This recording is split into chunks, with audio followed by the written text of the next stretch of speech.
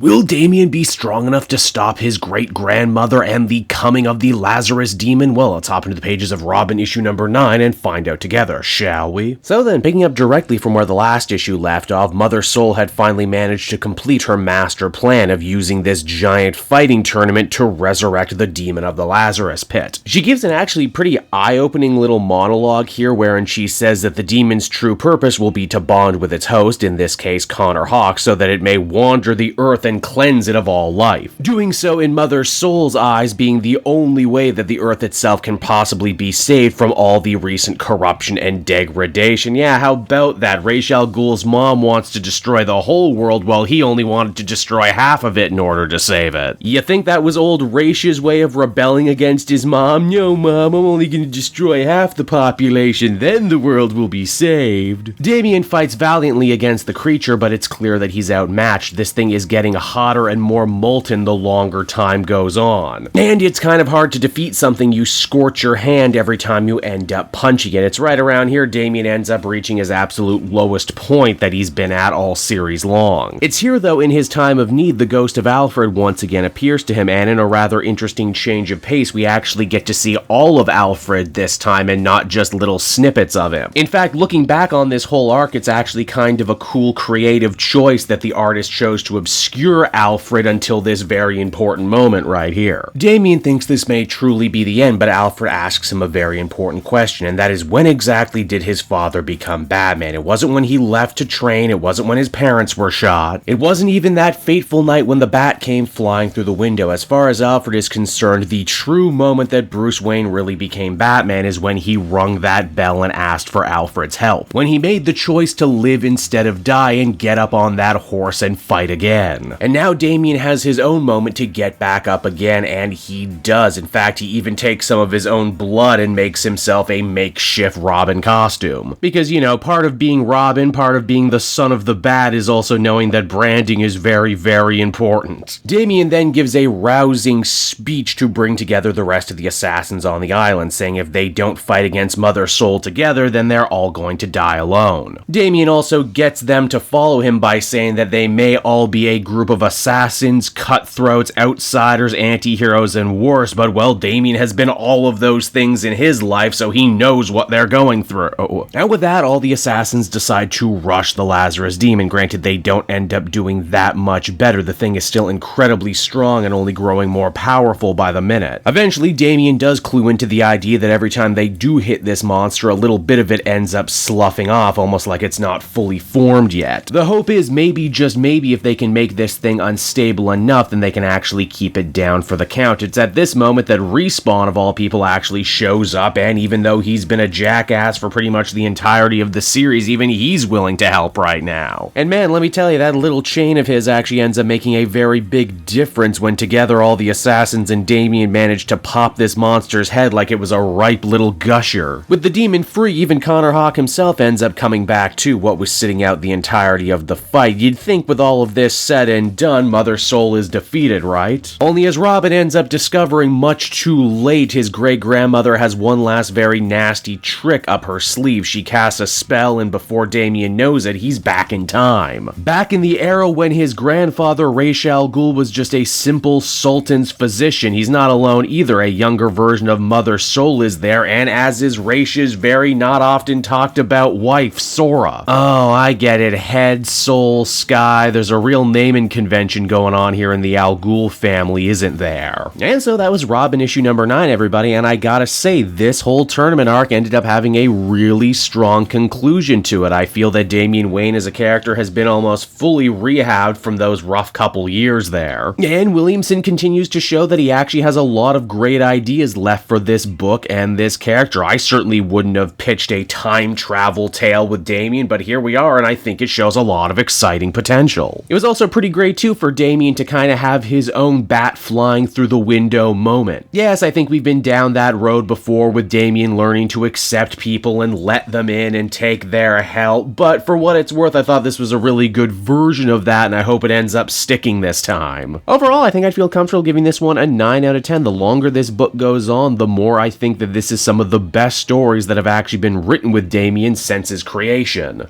Hey there everyone, it's your pal Cape Joel again, and if you're seeing my face right now, that means you watched to the end of the video, and I'll always be grateful for that. Retention helps in this crazy YouTube game, and so does becoming a patron. If you head on down to the description, you can find a link to my Patreon page. Recently just redid all the tiers, a lot of cool stuff offering up there, exclusive commentaries, exclusive polls, behind the scenes concept art for Capes and Quests. That's the brand new D&D show I've started soon. Never been a better time to become a patron. You can become a patron for as little as $1 a month and help the channel grow and, help me continue to deliver content like what you just saw. So I want to thank you all, and I will see you again next time. Bye-bye.